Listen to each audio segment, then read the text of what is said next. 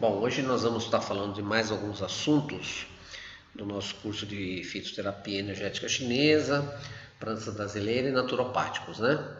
Eu pus aqui uma data importante, 1992, foi quando eu fundei a primeira farmácia de fórmulas chinesas no Brasil, tá? Então o nosso trabalho é um trabalho, graças a Deus, pioneiro, né? Nós tivemos uma participação muito grande na introdução das fórmulas da fitoterapia e de substâncias chinesas no Brasil. Então, vamos lá. Vamos falar hoje de classificações energéticas, né? Os 5 Qi e as 4 direções, cujos efeitos são observados em pessoas sãs ou pessoas doentes, né? É o contrário da homeopatia, que preconiza que todo o processo de repertorização é feito em cima de pessoas sãs, né? Os 5 Qi. A medicina chinesa diz o seguinte, que doenças quentes devem ser esfriadas e doenças frias devem ser esquentadas ou aquecidas, né? Então, se eu tenho uma patologia do calor, eu tenho de usar ervas frias para amenizar isso. E se eu tenho doenças do frio, eu tenho de usar ervas quentes para poder expulsar esse frio. Isso é subjetivo e se baseia na reação do paciente com as substâncias, né? Algumas são muito evidentes, por exemplo, o gengibre que é quente, a hortelã que é fria, né? São bem percebidos para os pacientes. As características e funções das tradicionais remédios chineses. Então, na medicina chinesa, as diferentes ervas são empregadas para o tratamento de doenças, para equilibrar tanto o yin quanto o yang, ou o sangue, né? Ou o qi, ajudando o corpo a se restaurar de suas funções fisiológicas, buscando, no caso, uma homeostasia, né? Aqui nós temos as propriedades, elas são divididas em quente, frio, morno, fresco e neutro. O morno e fresco são graduações de temperatura, né? Uma erva, quando ela é quente, uma erva excessivamente quente, por exemplo, o acônito, mas tem ervas que elas não são tão quentes, são mais frescas, mornas, né? A temperatura. Existem também plantas que têm característica neutra, ela não é nem quente e nem fria. Os sabores preconizados pela medicina chinesa são o picante, o doce, o azedo, o amargo e o salgado. Mas existe também mais dois, o sabor adstringente e o sem sabor. As ações das plantas elas podem ser de subir, descer, flutuar ou afundar. Nós vamos explicar isso mais detalhadamente. O tropismo pelos canais de energia e órgãos, que é a preferência que aquela planta tem de atuar em determinado canal de energia. E também sobre a toxicidade. Vamos falar então das propriedades. Quente e morno, a diferença é apenas a graduação.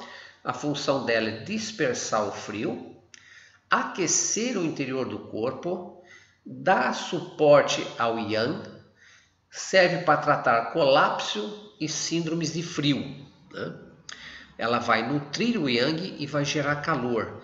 Então eu pus exemplo aqui de 3 plantas, gengibre, acônito, que é extremamente quente, e canela também, que é quente, né? Frio e fresco diferem também só na graduação. Eliminam o calor, cedam o fogo, né? Porque são ervas mais frias. Elas também ajudam a remover substâncias tóxicas do corpo, toxinas internas metabólicas, né? Elas nutrem o yin e tratam também as síndromes de calor. Então nós temos aqui, por exemplo, a planta escutelária. E nós temos plantas até mais frias, como por exemplo o ruibarbo, que é extremamente frio, né?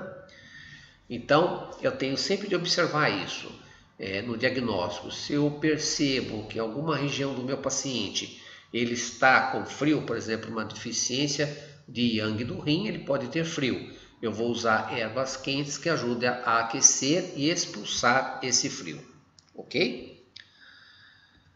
Neutro, né, associado às duas primeiras, podendo potencializar ou diminuir as suas ações. Então a planta neutra é indefinido, né? Mas ela se associa com as plantas potencializando ou diminuindo as suas ações, quando combinadas. Sabores, vamos falar dos sabores, porque os sabores eles são determinantes, né? Eles ajudam a entender, e a gente vê normalmente no consultório aquele paciente que tem predileção por um sabor, né? Por exemplo, ou muito sal, ou muito azedo, ou muito doce, né? Isso é patológico. A necessidade constante e permanente de um sabor na alimentação é patológico, é um desequilíbrio. É sinal que o órgão está solicitando aquele aporte energético pelo sabor, né? Picante, ele dispersa agentes patogênicos externos da superfície do corpo, né? Ele expulsa o que vem de fora, né? Ele promove a circulação de sangue e energia, pode ver se você come pimenta ou alguma coisa que tem sabor picante, você sente que há um aumento da caloria corporal, né? De natureza quente, expulsa o frio, eleva o calor para o corpo, estimula o calor interno. O picante ele é relacionado ao elemento metal, dentro dos 5 elementos, né? Ele cede a função do baço estômago e ativa a eliminação dos rins. Ele age sobre doenças externas e no aquecedor médio, né? Então a gente vê, principalmente no Brasil, algumas localidades em que tem uma predominância muito grande do uso de sabor apimentado, né? Em comidas, né? Porque serve como uma forma de regular a temperatura interna com a temperatura externa do corpo. O doce, né? O doce corresponde ao elemento terra dos 5 elementos. Ele normaliza a função do baço e do estômago. Ele nutre, completa, tonifica, enrijece diferentes partes do corpo, ativa todos os órgãos. Embora o elemento terra esteja entre o fogo e o metal, originalmente ele estava no centro, né, dos 5 elementos. Então ele confere uma ação global. As crianças gostam muito do doce. Não vamos confundir o sabor doce com açúcar, que é diferente. O doce é fundamental para o crescimento e desenvolvimento das crianças, né? Não o açúcar, o sabor doce, que está, por exemplo, nas frutas, no mel ou outras substâncias. Ele harmoniza a propriedade de diferentes drogas, né? Então nós vamos ver algumas plantas medicinais que têm propriedade doce que serve para fazer essa harmonia na fórmula. Alivia o espasmo e a dor, né? Quem não tem, por exemplo, uma cólica, um espasmo e de repente toma um pouco de água com açúcar e sente que alivia a dor, porque o sabor doce ele serve para aliviar isso, né? Ele trata síndromes de deficiência. Síndromes de deficiência. A gente costuma dizer que na obesidade, a pessoa, por ser obesa, não quer dizer que ela é forte. Quer dizer que ela está deficiente. Por isso, então, tem tanto predileção pelo sabor doce. O azedo, né? Madeira. Já tive pacientes que comiam, por exemplo, pão mergulhando no vinagre, né? Tamanho desequilíbrio do fígado dessa paciente. Ele induz a tonificação, detendo a dispersão, trata o soro causado por debilidade, então ele vai agir segurando a perda de líquido. Ele trata doenças do frio interno, síndromes crônicas, debilidade do organismo, tosse crônica, diarreia crônica, enurese, espermatorreia, poliúria, leucorreia crônica, metrorragia. Ele gera energia, estimula a imunidade e dá condição para o organismo reagir. Então, o sabor azedo também é um sabor importante, né? É muito comum a gente ver o pessoal fazer aquela cura do limão, né? Usando um limão espremido todo dia de manhã, tal, tudo mais, né? Porque o fígado ele está pedindo esse sabor para poder se reequilibrar. Como eu estava falando, ninguém gosta do amargo da vida, né? E o amargo é um dos sabores mais importantes que tem. É um sabor importante também, principalmente para o obeso, né? O obeso ele só quer o doce da vida, ele recusa o amargo, as coisas amargas, não só de sabor, como também externo, das atitudes e da relação com o mundo, né? Ele equilibra o fogo, cede o calor do corpo, regulariza o fluxo inverso do Qi, tosse e vômito, tonifica o baço e o estômago, trata a estagnação e ativa a circulação dos vasos. Usado ainda para síndromes de calor patogênio, de umidade, calor e de frio e de umidade. tosse com dispneia, obstipação por excesso de calor e elimina a umidade. Então, se uma pessoa quer eliminar a umidade, tem de usar o sabor amargo, né? Verduras e substâncias que tenham o gosto amargo. O exemplo aqui, por exemplo, a casca de laranja, que é levemente amarga, ela mexe no coração que tonifica o baço e faz fluir as secreções, né? Então, fazer o chá de casca de laranja, ele ajuda a regularizar a energia do baço, né? E também das secreções e na energia do coração. O salgado é o elemento dos rins, né? Da água, né? Nos 5 elementos.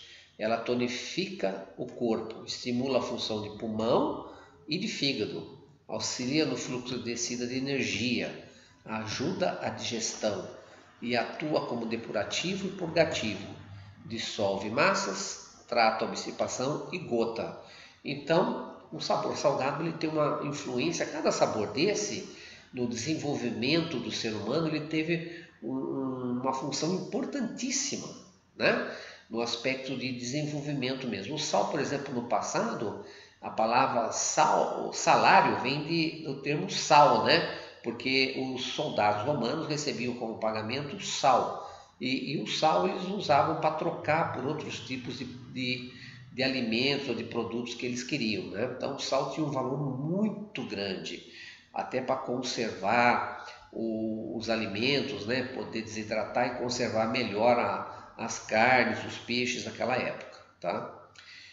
Então, o sal, ele também tem outro aspecto importante, ele traz a consciência para o ser humano, ele melhora os aspectos de consciência, né? Pessoas que fazem dieta hipossódica relatam realmente, ou que tiram totalmente o sal da alimentação, relatam que a vida perdeu o gosto, né? A mesma coisa nós podemos falar do sabor doce, né? Com o advento da produção da cana-de-açúcar, né, o açúcar branco, o sabor doce teve uma característica de influência muito importante na população e nas civilizações que fizeram uso excessivo do sabor doce, do açúcar, que foi a parte egocêntrica.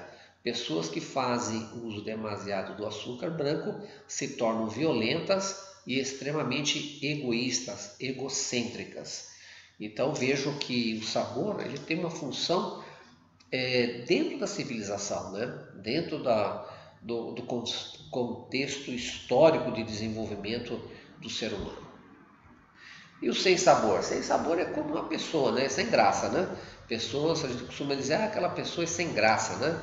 Porque não tem sabor, não tem uma coisa que caracteriza ele, né? Que dê característica para ele.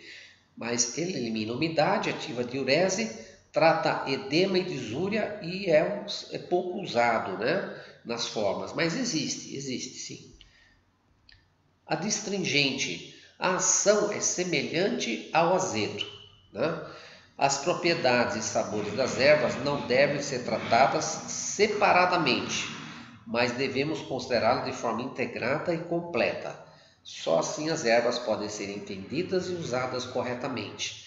Então, quando eu tenho a questão da propriedade e sabor, tá? A gente não deve separar isso, a gente deve integrar isso de uma forma que se complementem, né?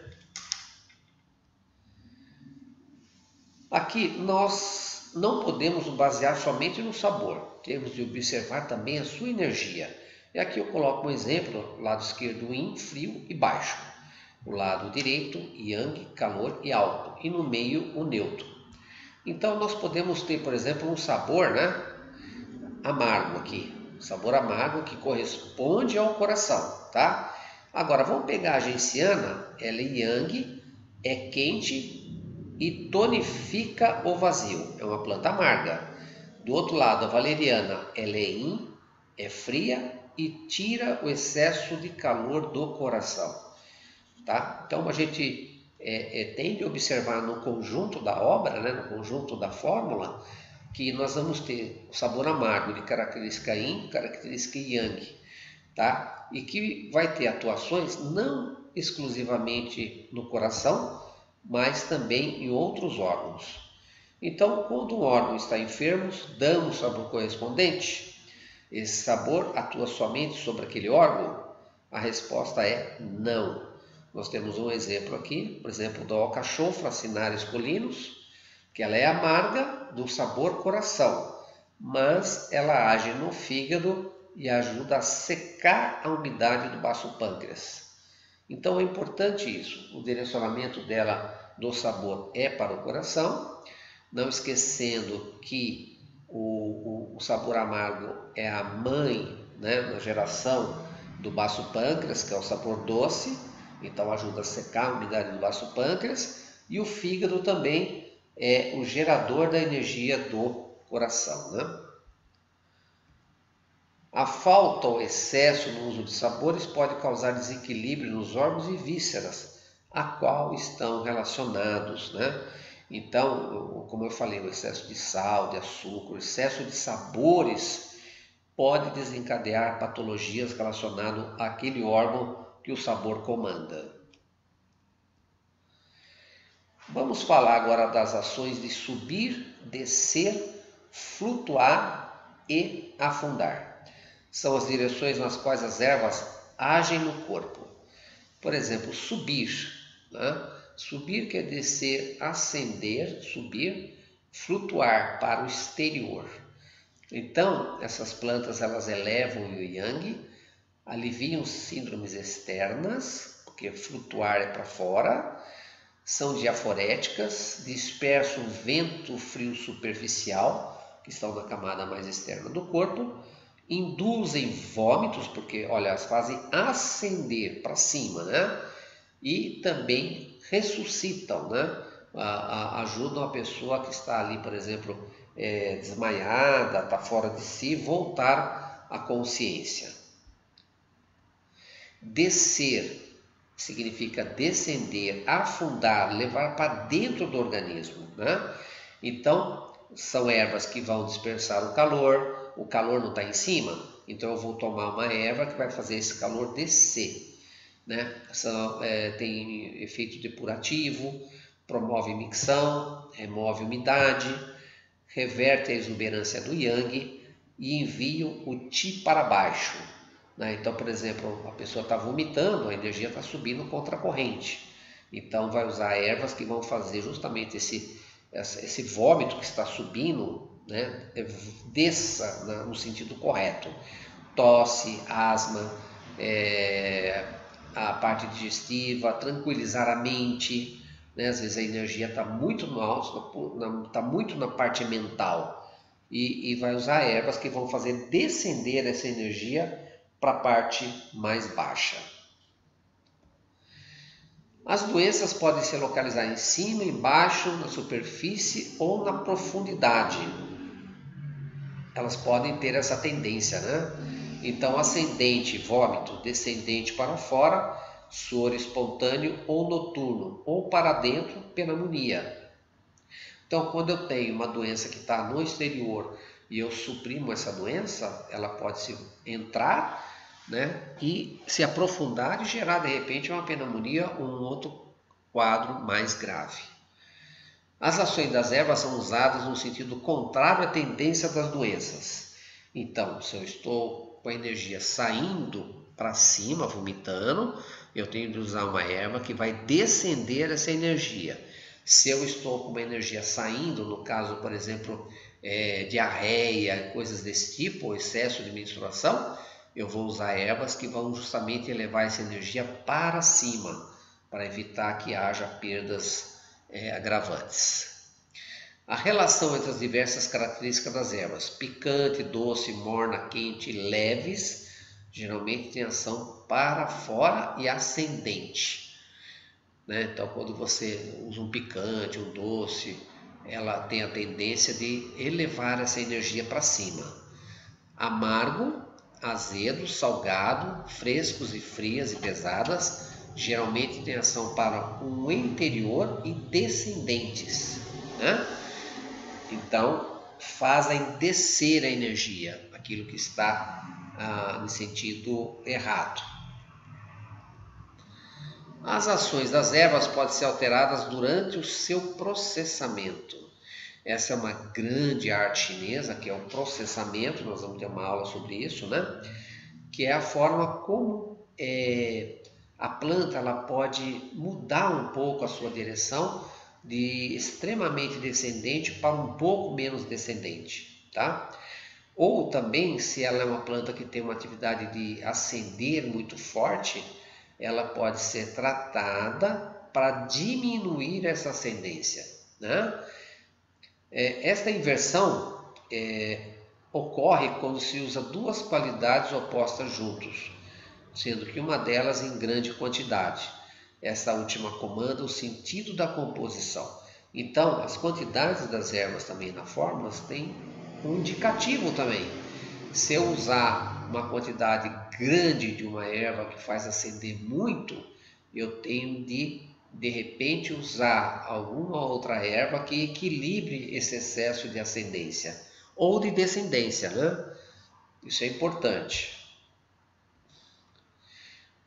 A dosagem das ervas, posologia, ela está intimamente ligada ao efeito terapêutico, né? E deve ser corretamente determinado. Então nós temos crianças, idosos, adultos, mulheres, né? E cada um tem uma característica, cada um tem um peso, cada um tem como vamos falar, um hábito de usar ou não plantas medicinais. E isso tem que ser levado em consideração, né? Então também na medicina chinesa tem fórmulas que têm ervas venenosas que devem ser usadas com maior controle, né? Então, para ter um efeito, eu preciso da dose. Se eu não sei qual é a dose, não tem efeito. Mas aqui um ditado importante que também é usado na homeopatia, que diz o seguinte: as forças mais delicadas são as mais poderosas. Esse ditado serve para ilustrar que não é uma grande quantidade que importa, e sim a quantidade necessária para o organismo reagir. Isso que é mais importante.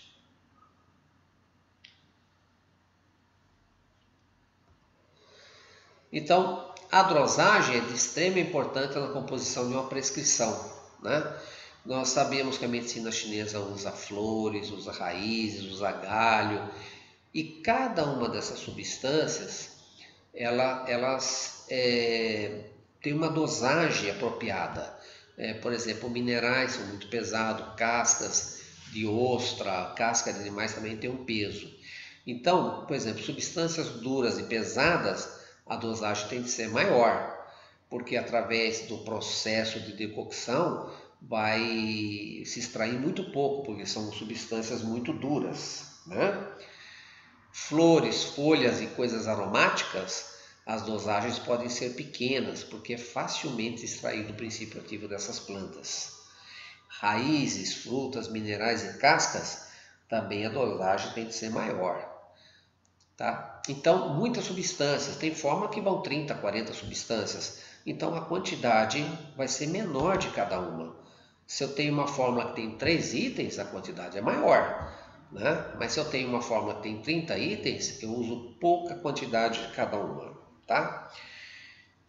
Crianças debilitadas, idosos, e que o baço, pâncreas e estômago estão ruins, a dosagem é sempre menor, né? O pensamento não é vou usar uma dosagem grande para ter um efeito, não. Eu tenho que levar em conta que existe uma debilidade, que o baço pâncreas está ruim na criança pequena e debilitada e no idoso, no acamado, então eu uso doses pequenas para começar. Pessoas fortes em estado agudo, as dosagens sim podem ser maiores, podem ser mais fortes, né? Em função que são pessoas fortes, pessoas robustas. Eu tenho de ter em mente a idiosincrasia do enfermo. Além disso, a sua idade, o sexo, o costume e uma multiplicidade de fatores, a maneira de agir, de sentir, né? São importantes para a gente adequar a dosagem para esse paciente. pacientes que trabalham, executivos, você dá para ele tomar lá 3 vezes, 4 vezes ao dia, ele consequentemente, com muito esforço, vai conseguir tomar 1 ou 2 vezes. Então eu tenho de adequar isso com o modo de vida desse paciente também, para que ele possa ter um resultado terapêutico adequado, né? O costume é importante, pois a falta desse pode levar a excesso da quantidade com sintomas de intoxicação, né? Eu pus aqui uma conversão de medidas chinesas em gramas, que vocês podem adquirir livros que estão em chinês e que vai estar falando, por exemplo, usar 1 lian. 1 lian, então, equivale a 30 gramas, né? Se você tiver aqui um livro falando para usar 1 fen, tá? Que vão ser o quê? 0,3 gramas, tá? Então tudo isso eu tenho de levar em conta.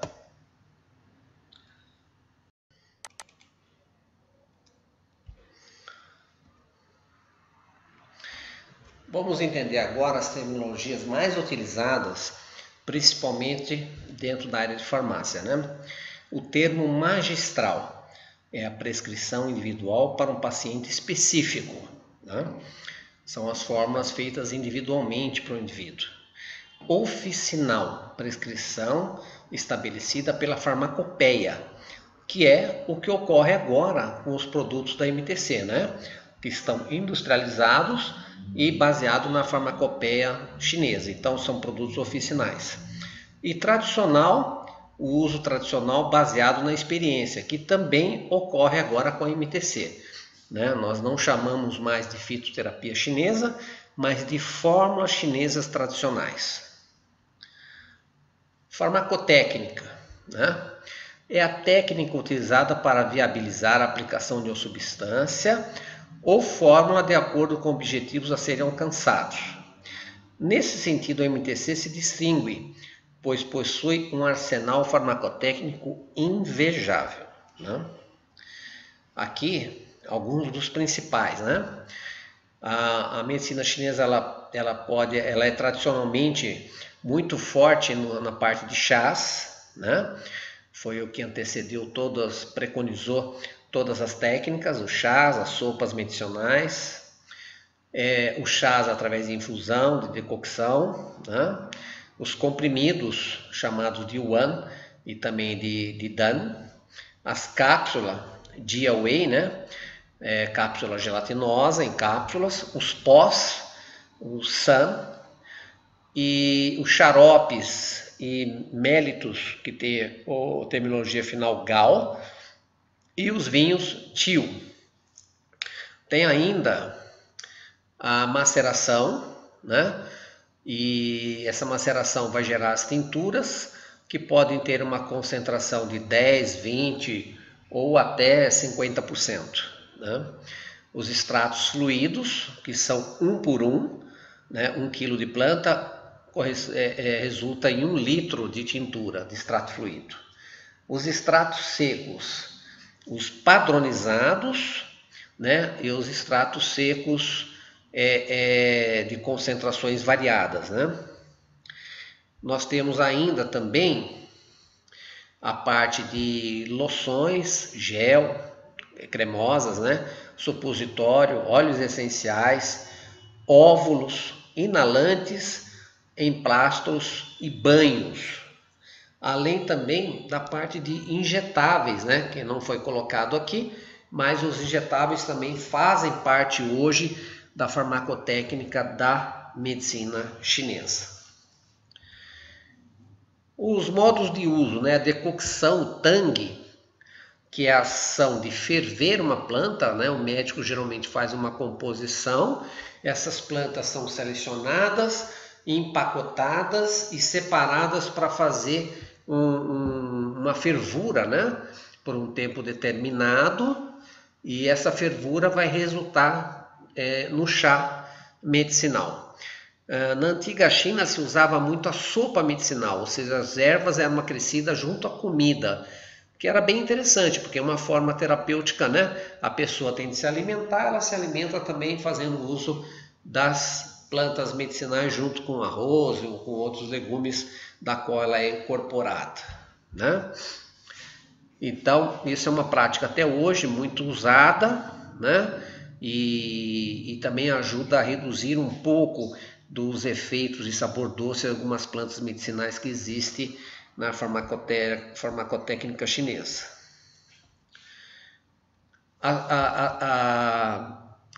O chá, o tang, né?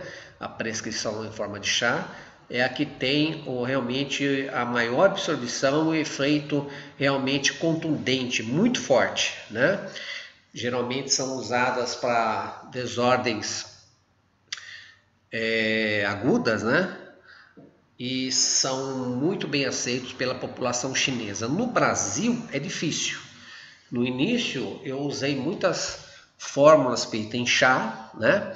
O custo acabava sendo elevado, né? Porque havia uma falta dessas plantas no Brasil, tá? E além disso a resistência de uso também por causa do gosto, do sabor e da dificuldade de se fazer o chá, né? Porque não se pode usar panela de alumínio, tem de usar uma panela própria para isso, de louça, de inox ou de barro, né? E às vezes você tem de usar solventes como água, vinho, até urina, né? Pode ser usada junto com as ervas, pode ser feita também com vinagre ou até com leite, né? Sempre objetivando uma finalidade terapêutica própria, né? Tem de ser sempre feito em fogo baixo, né? E determinadas substâncias ainda precisam ser cozidas primeiro, de 30 a 60 minutos, se são plantas mais pesadas, mais duras, né? Por exemplo, cascas ou acônito precisam de uma fervura extremamente alta.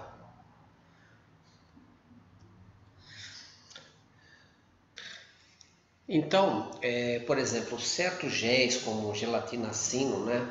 É chamado etial, chacharam, são dissolvidos numa decocção e coado antes da ingestão.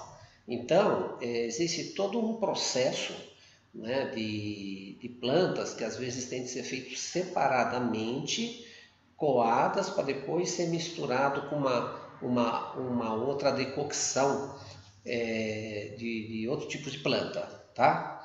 Então as decocções geralmente elas são cozidas 2 vezes e no caso de tônico às vezes 3 vezes ou mais, né? Para que você possa estar extraindo dali o máximo de princípio ativo daquelas plantas, tá? Na época, isso há 20 anos atrás, eu fazia muito isso e alguns pacientes, a grande maioria, não aceitavam muito, né, pelo sabor, pelo custo e a dificuldade de fazer, né? Eu cheguei até a desenvolver um processo que eu vou mostrar para vocês aqui, diferente para tornar mais econômico o tratamento, mas mesmo assim a questão cultural sempre foi uma barreira muito grande para o uso de chás medicinais chineses, né?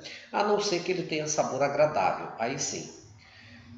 Substâncias aromáticas, por exemplo, tem de ser fervida no máximo 7 minutos para não perder os princípios ativos. Então é colocado 7 minutos no final do cozimento. Então se você deixar lá e de repente for assistir televisão e passar 10, 15 minutos, pronto, perdeu as plantas medicinais que você pôs ali naquele momento, né? Substâncias esponjosas também tem de ser cozida primeiro, né? A maioria das decocções, elas, depois de cozido 1 ou 2 vezes, né, ou 3 vezes, tá? Para você tratar patologias do calor, você pode tomar essa decocção fria. E para doenças do frio, você tem que tomar essa decocção quente. Não é uma regra básica, mas é mais ou menos assim. Vermes intestinais, tomar de estômago vazio. Para problemas no aquecedor inferior, né, tomar antes das refeições. Em estados agudos, tomar a qualquer hora do dia, ou várias vezes por dia. E de modo geral, você vai tomar 3 vezes ao dia, longe das refeições, tá? Então tudo depende do que você quer como princípio terapêutico, o que você quer de efeito, né? Modo de preparo de chás, esse daqui foi um método que eu criei para tornar econômico o tratamento para o paciente, né? É um método inédito, né? E toda decocção, sempre depois que você faz, ela tem que ser guardada na geladeira, né? O chá também, depois de preparado, tem que ser guardado na geladeira, porque passou 4 horas ele oxida e perde praticamente quase toda a propriedade medicinal, né? Então, você coloca todo o pacote de ervas em meio litro de água e deixe de molho por 10 minutos. Né? Aquele pacote já vem preparado com todas as plantas. Você leva ao fogo baixo e assim que começar a ferver, deixe por mais 8 minutos. Escorra, coe numa vasilha separada. Volta a panela com as mesmas ervas ao fogo, né? A 1 litro de água, fervendo dessa vez até que chegue a meio litro. Junte o meio litro anterior e mais o meio litro agora que você obteve, para você ter uma porção que vai dar para 2 dias, para você tomar 6 vezes, né? Então o total vai ser de 1 litro, esse 1 litro você vai fazer o uso durante 2 dias, 3 vezes ao dia. Sempre tomar morno, 3 vezes ao dia, 30 minutos antes das refeições ou 1 hora após, conforme a instrução terapêutica, né? Esse é o método que eu criei, o método econômico, né? Você coloca as ervas de molho por 10 minutos em 3 xícaras de água, né? Para que a água cubra toda essa erva que está sendo preparada.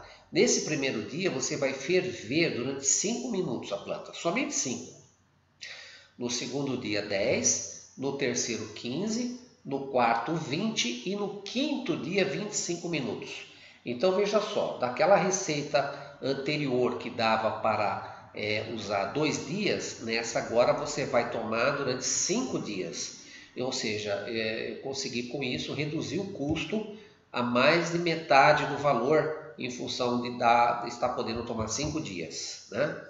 Você vai acrescentar sempre a quantidade de água necessária, tá? Então você vai tomar naquele primeiro dia aquela água que está ali naquelas ervas que você ferveu 5 minutos, põe na geladeira. No dia seguinte você acrescenta mais água, ferve 10 minutos e vai tomar isso aí. No terceiro dia, assim consecutivamente, né?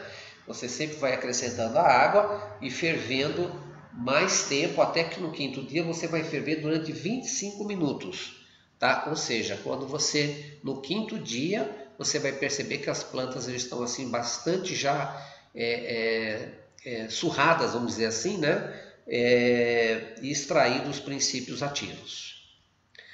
Aqui é uma foto de uma máquina de chá, né, que eu também tive. Eu fui o primeiro no Brasil a ter essa máquina, importei da China, porque os pacientes tinham também dificuldade de preparar na sua casa o chá, panela, cheiro, tudo isso. Então essa máquina, ela prepara a fórmula, faz a decocção e depois filtra o líquido, e esse líquido vai para essa máquina, que ela vai envasar num saquinho e selar, como se fosse um saco hermético. É um saco hermético, né? E aí você pode levar esses saquinhos, conservar na geladeira e aquecer em banho-maria e tomar, tá? Então isso tudo foi feito e desenvolvido para que o paciente, o cliente hoje tivesse comodismo, né? E praticidade na hora de estar usando fórmulas medicinais. Aqui é uma máquina um pouco maior, usada em hospital, né? Cada lado desse tem aqui ó, cada máquina dessa tem uma receita aqui.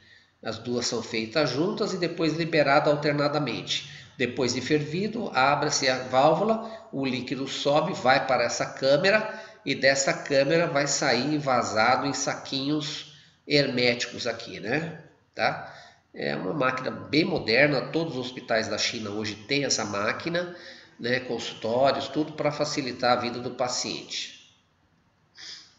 Os comprimidos UAN, tudo que tem terminologia UAN quer dizer comprimido, né?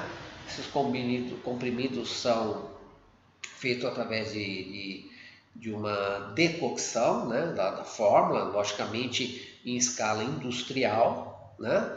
E aqui ao final, esse líquido, depois de filtrado, ele é acrescido de um recipiente, um aglutinante, né, que pode ser amido, pode ser maltodextrina, alguma outra substância, tá? E são depois de vir essa massa, né? Essa massa ele é compactado e vai se transformar nos famosos comprimidos UAN, os PIUs também chamado de PIUs, né?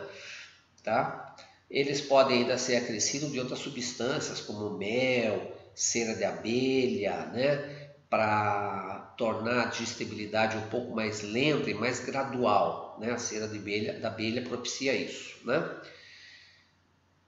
Então esses são os famosos UAN, tá? Então o final de cada fórmula determina a apresentação, bem que isso no Brasil, às vezes a gente recebe receita escrito Li Wei Ti Huan Yuan, mas na verdade é o líquido, é a tintura que ele quer. Então a gente se baseia pela posologia e pela apresentação que o profissional está dando para o paciente, né? Se ele colocar o UAN, mas ele receitar líquido, significa que é tintura, né? Os comprimidos DAN, né, ou elixires, comprimidos avermelhados, eles têm substâncias ou minerais finamente processados e caros, né? A designação comprimidos vermelho é derivada do fato de muitos desses preparados serem cobertos pelo famoso cinnabares, ou sulfureto vermelho de mercúrio, né? Uma substância preconizada pelos chineses para acalmar a ansiedade e tal, e muito usado. Aqui alguns tipos de apresentações de fitoterápicos, né, que existem. Aqui é o chamado príncipe do coração, são pios muito pequenos, dentro de um vasinho pequenininho, que quando você tem, por exemplo, angina, dor, taquicardia ou ameaça de infarto, você pega esses pios e coloca debaixo da língua e eles vão promover esse efeito benéfico junto ao coração, chamado príncipe do coração, a tradução, né? Aqui algumas caixas dos pios, né? Dentro dessa caixa tem um frasco geralmente de vidro e dentro desse vidro as pílulas. Aqui é outro tipo de apresentação, são os UANs, mas é maior, geralmente uma bola dessa é uma dosagem diária, você corta essa massa que tem dentro, que é remédio, né? E você toma com água ou dissolve em água morna para tomar. Antigamente, antes de 2014, os remédios chineses eram proibidos, né? Os patenteados, todos eles eram proibidos aqui no Brasil. E agora, em 2014, a RDC 21 da Anvisa permitiu a industrialização no Brasil, com isso melhorou para todos os profissionais de medicina chinesa e tal, né? E nós temos orgulho de ter assim, contribuído bastante para que hoje o Brasil possa ter esses produtos disponíveis para os profissionais e pacientes. Os xaropes, gal, tudo que termina com gal quer dizer meio pastoso, né? Então os xaropes são chamados de gal e eles são preparados com várias substâncias, né? Geralmente as fórmulas chinesas sempre têm muitas substâncias, né? Eles são concentrados e adicionado açúcar granulado, ou mel, ou também maltose, né? Para ter aquela consistência de xarope própria, né? É indicado para pacientes que têm tratamento de doenças crônicas, debilitantes, tosse ou dor de garganta.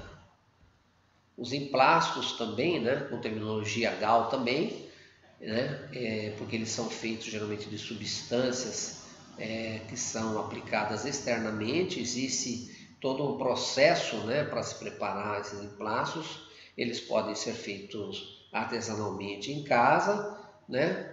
Se você souber a técnica, pode ser feito em casa de maneira bem prática, né? A China hoje tem uma quantidade de emplastos medicinais muito grande, muito interessante.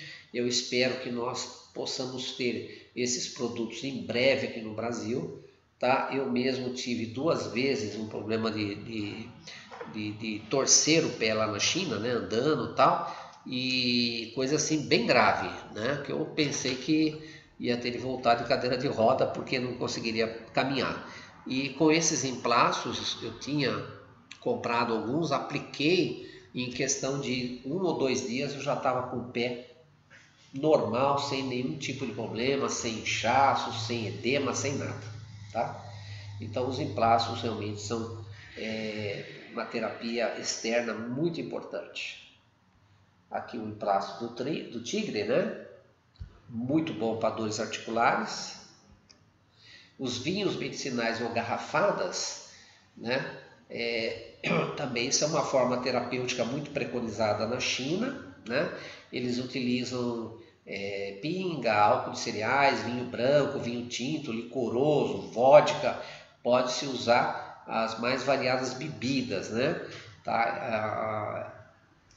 A fórmula, as plantas são preparadas, incorporadas nesse vinho, né? Nessa garrafada, vamos chamar assim, ficam macerando de 15 a 21 dias, todo dia você dá uma mexida, tá? E depois você vai tomar uma dose, né, desse vinho, dessa garrafada medicinal, de 2 a 3 vezes por dia, né? Então, essas substâncias alcoólicas têm também propriedades medicinais, desobstruintes, revigorantes do sangue, desobstruem o meridiano, né?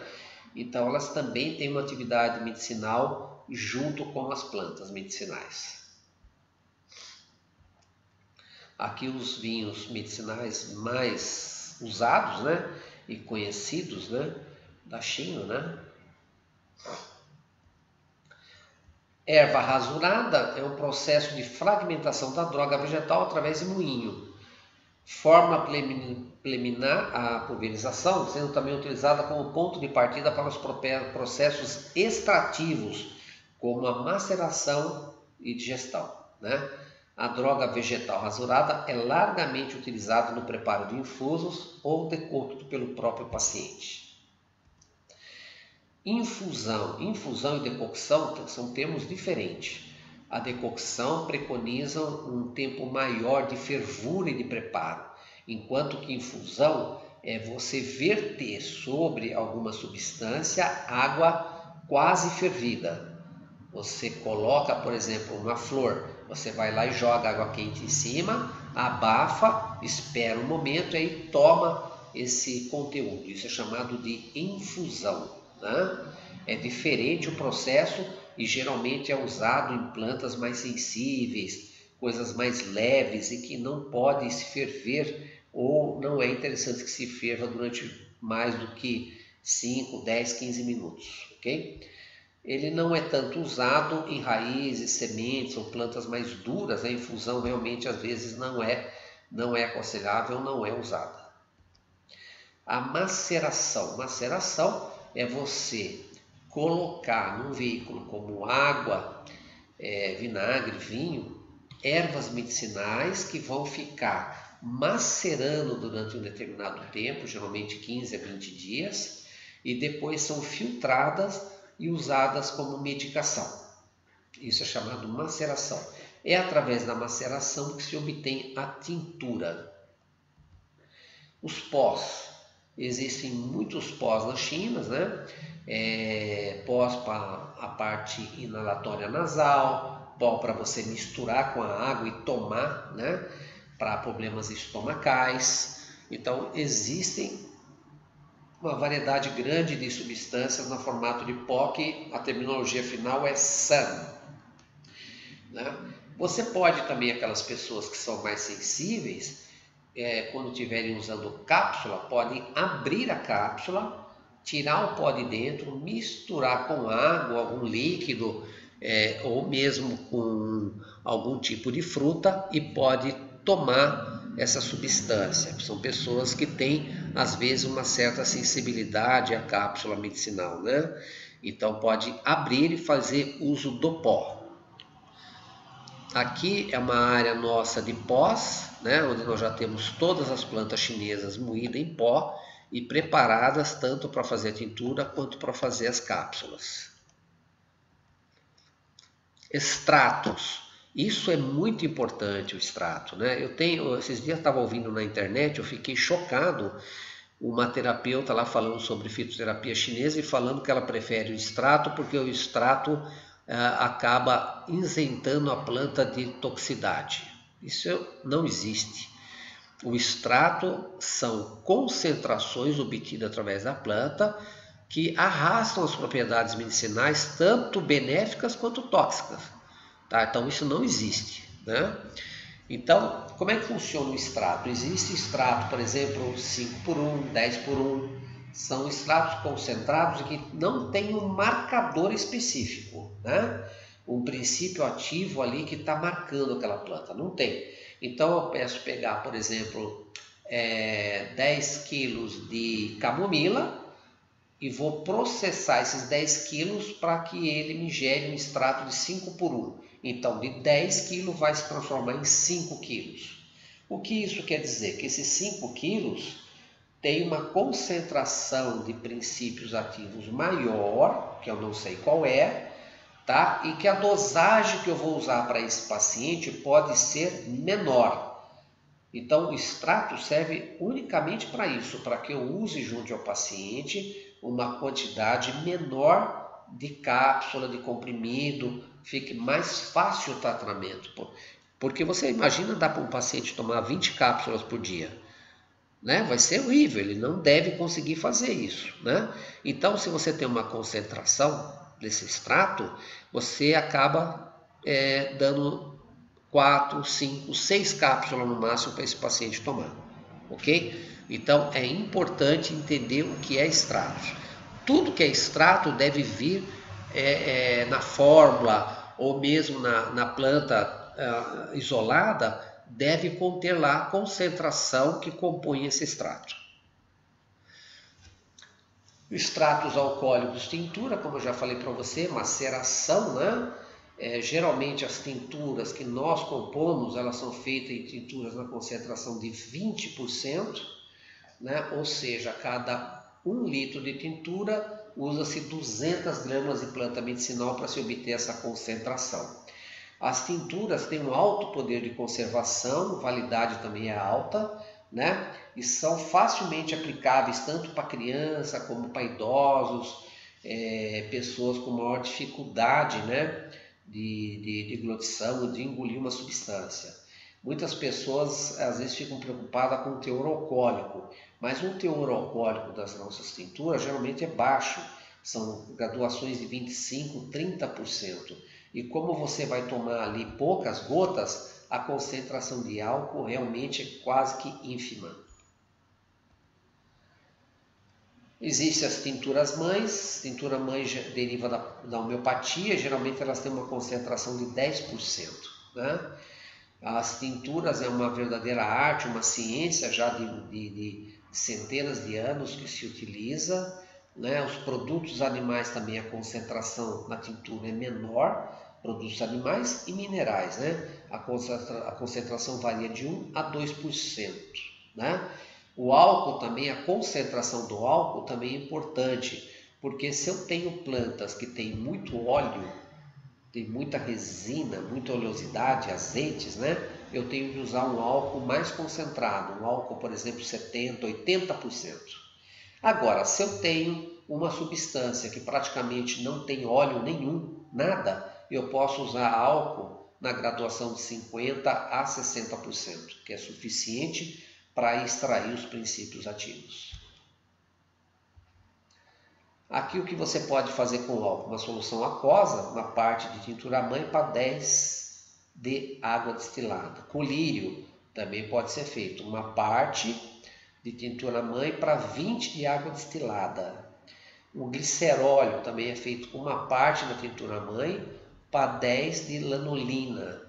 E o supositório também é feito, por exemplo, com cacau puro, com 2 a 10% da tintura, vai depender muito do tipo de tintura, né? Incorporada ao cacau, é misturado, depois vai numa forma, essa forma vai para a geladeira e acaba formando o supositório. Os óvulos vaginais também são feitos da mesma forma. Aqui uma ala onde nós temos as tinturas já prontas, né? Rotuladas, tudo direitinho, com validade, vencimento já preparada para envasar individualmente. O extrato fluido, tomem cuidado porque muitos dizem que tem extrato fluido tal e compram extrato fluido, mas quando você vai ver não são extrato fluido. O extrato fluido quer dizer que existe 1 kg de planta para gerar 1 litro de extrato fluido, né? Ok? 1 kg de planta para 1 litro. Só que você pega fornecedores fornecendo, por exemplo, o extrato fluido a um preço que, se você for calcular, é impossível ele estar produzindo aquilo, porque o custo está tão baixo que ele não teria como ele colocar 1 kg de planta e cobrar aquele preço, né? Então, geralmente são extratos fluidos que têm uma concentração menor, 500 gramas de planta para 1 litro de extrato fluido, né? Então, geralmente a concentração é menor do que eles falam. E por que o extrato fluido é importante? Porque eles são extremamente potentes e eficazes. Então, a dosagem também é muito baixa. Aqui é um percolador da onde se faz geralmente o extrato fluido, né? Você coloca dentro desse percolador as plantas medicinais, verte água e álcool e aqui embaixo tem uma alavanca que você vai controlar o gotejamento disso por hora, né? Tantas gotas por hora, para esse álcool e essa água arrastar todas as propriedades medicinais da planta de forma vertical, né? Arrastando as propriedades medicinais de forma rápida e eficiente. Extratos moles, né? Também não é muito comum usar extrato mole, mas ele existe, né? Na farmacopeia e tal, tudo mais. O extrato pilular, tá? Que é obtido através de uma massa, né? Pela evaporação do extrato alcoólico aquoso, a uma temperatura que nunca ultrapasse 50 graus, porque se ultrapassar perde as propriedades medicinais. E eu ouvi falar que existe gente produzindo cápsula, né, de chinês, onde incorpora a tintura numa celulose microcristalina, põe na estufa, seca e pega aquela celulose e encapsula e faz uma cápsula. Ou seja, ali só tem celulose, né? Porque a tintura ela já tem uma concentração de 20%. Eu ainda vou colocar isso diluído em celulose microcristalina, encapsular para virar cápsula, né? E outra coisa, quem garante que realmente não passou de 50 graus? Então, o extrato pilular tem esse cuidado, né? Não pode passar de 50 graus, senão destrói as propriedades medicinais.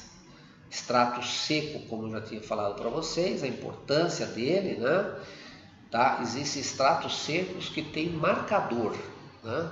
Por exemplo, quando você vai comprar um hipérico, ele tem 0,8 de hipericina. Ele é um extrato que tem um marcador e esse marcador é hipericina, tá? Que tem 0,8 para ele ser medicinal. A mesma coisa o ginkgo biloba. O ginkgo biloba, extrato seco, ele tem 24/6% de triterpenos.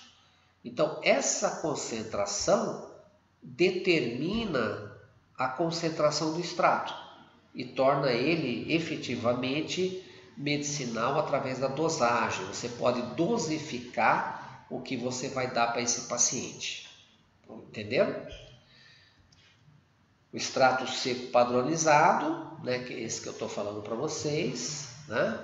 Nós temos o extrato seco, como eu falei, concentração 5:1, 10:1, vários tipos de concentrações.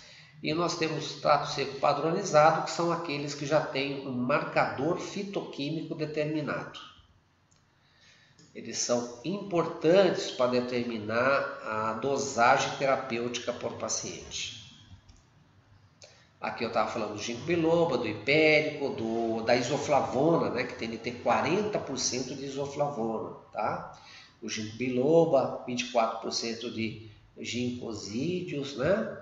Então, cada planta tem um marcador quando ela é feita em extrato, e se esse princípio ativo já é determinado, esse marcador vai determinar que aquela planta tem uma dosagem terapêutica boa.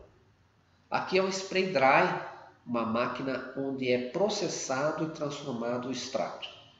É através dessa máquina que você obtém uma concentração, né? Você coloca ali 10, vamos dizer 10 quilos, 10 litros do processo extrativo, né? Da extração que foi obtida da planta medicinal, passa nessa máquina, ela concentra numa substância que pode ser amido ou maltodextrina, e do outro lado esses 10 quilos vão sair 5 quilos, se você for fazer um extrato 5 por 1, né?